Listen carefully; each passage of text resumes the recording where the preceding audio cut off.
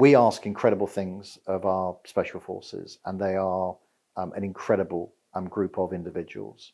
They are always pushing new boundaries, and as a consequence, their ingenuity, their imagination, and their initiative, we're able to see new ways of working, new ways of doing things, developing new concepts of operation, but also how we might use capabilities differently or how we might generate new capabilities. So special forces, to me, in strategic command, also act as a vanguard for defense. They are, by their very nature, an integrated organization, because it's more than just a particular unit. Actually, it's a group which is able to generate impact and effect. So they're a microcosm of defense in one sense. They're also a vanguard which enables us to do new and different things.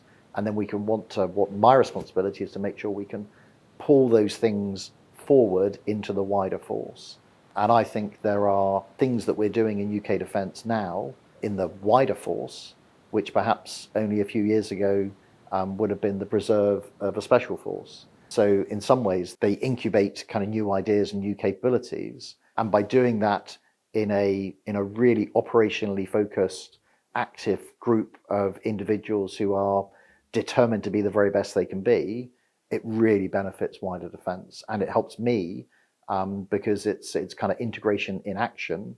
And then I can try and help bring that into the wider defence organisation.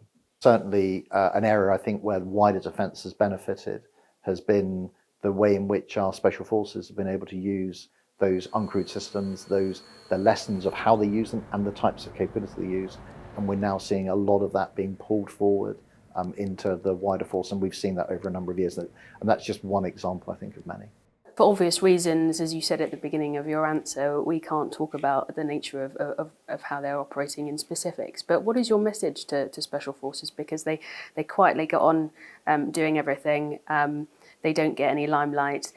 We can't know the detail for obvious reasons. But what is your message to the personnel that you work with in that domain? So I pass my messages to Special Forces directly and discreetly, which is entirely in keeping with them as an organisation. So I'm probably not looking to use this particular platform as a way to talk to those people. And in many ways, it's not about my message to them, other than when I speak to them to thank them for the incredible things that they do.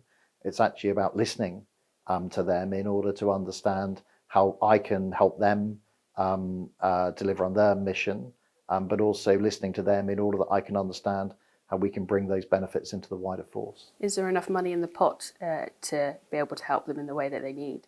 I think our ability to change is not one which is solely predicated on money. Of course, having the right sort of budget is important, but this is also about how we think about how we fight, how we operate, how we change, how we're able to kind of use our initiative, our imagination. And we're here today in our innovation centre, and that's a crucial element of changing how we do defence. And change isn't solely driven by saying let's have more money.